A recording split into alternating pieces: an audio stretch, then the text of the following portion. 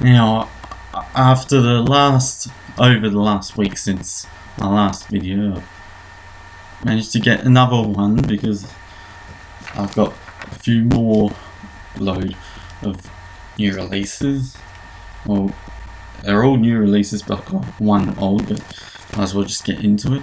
And here we've got the new Sabaton album, and this album is called Heroes, and it's the first time I've heard a full album from this band. But I have to say, they're actually a great power metal band, and this seems to be kind of war themed. And if you read the booklet, there's like a booklet inside here, and yeah, it's got the lyrics and stuff in here, and there's also notes here as well. Like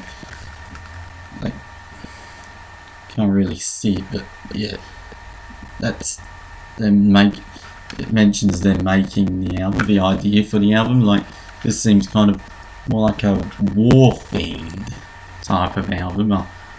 I'll need to get their other catalogue as well. So there you go, that's new Sabaton right here. And here I finally managed to grab this. This is Tuomas Holopainen from Nightwish, who released his debut solo album last month, and finally I've got this one right here as well. It's very cinematic, and it sounds very like symphonic and classical rather than what you'd normally hear. This album is music inspired by the life and times of Scrooge. Like, as you know, as some of you Nightwish fans may know, Tuomas has a interest in Disney, so this was based off the novel The Life and Times of Scrooge, and yeah, that's where this comes from. Yeah.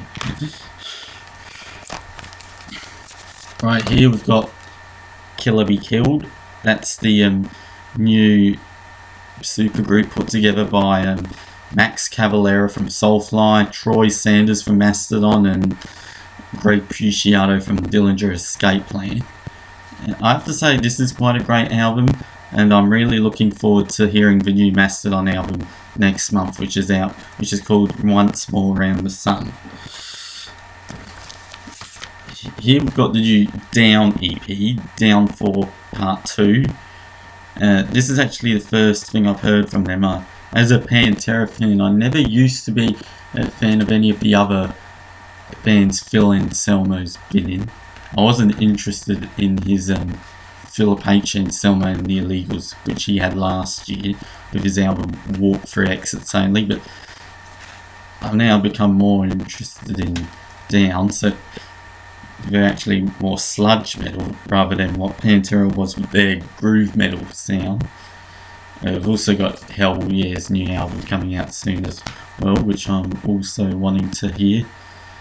And Troy Sanders' brother's in that band now as well, playing bass. Kyle Sanders, and but yeah, this one's got some great songs. It's like We Knew Him Well, but yeah, I have to. Okay, got two more here. This one here is Devil You Know, and this is the new band from Howard Jones, formerly of Killswitch Engage, and having listened to this album, it's still got the metalcore sound, and it actually sounds more like a cross between Killswitch Engage and Machine Head. Like, I had some songs on there like A New Beginning and 7 Years Alone. That's the song they released the single for, and that actually reminded me a bit of Machine Head as well, like where it came to the guitar solos and melodies and that stuff. So, and last but not least, I grabbed Nightwish's Dark Passion Play, which was the first album they released with Annette Olsen on vocals, and I think that this album came out in 2007, and I actually have to say this is actually quite a good album, and it's got some great songs like Bye Bye Beautiful and Amaranth, and I also really like Cadence of Our Last Breath, Master Passion Green, also like Sahara, and The Islander. This one, that song has mostly Marco Hitler doing the vocals on there, and it's more of a nice lay down acoustic track, and I have to say that's a really nice song and I really love it. So that's a great album. Nightwish, a great band, one of my all-time favourite Finnish bands, aside from bands like bands like, actually I should be saying Nightwish are one of my all-time favourite European bands, aside from bands like Opeth and Within Temptation.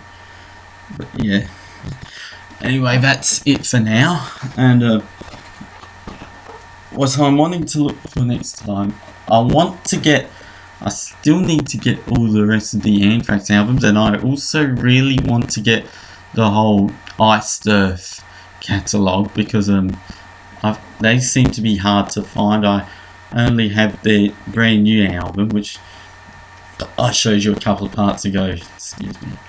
I showed you a couple of parts ago with their new album, Plagues of Babylon, and also their album before that one, Dystopia. And in the last part I also showed you I got The Glorious Bird.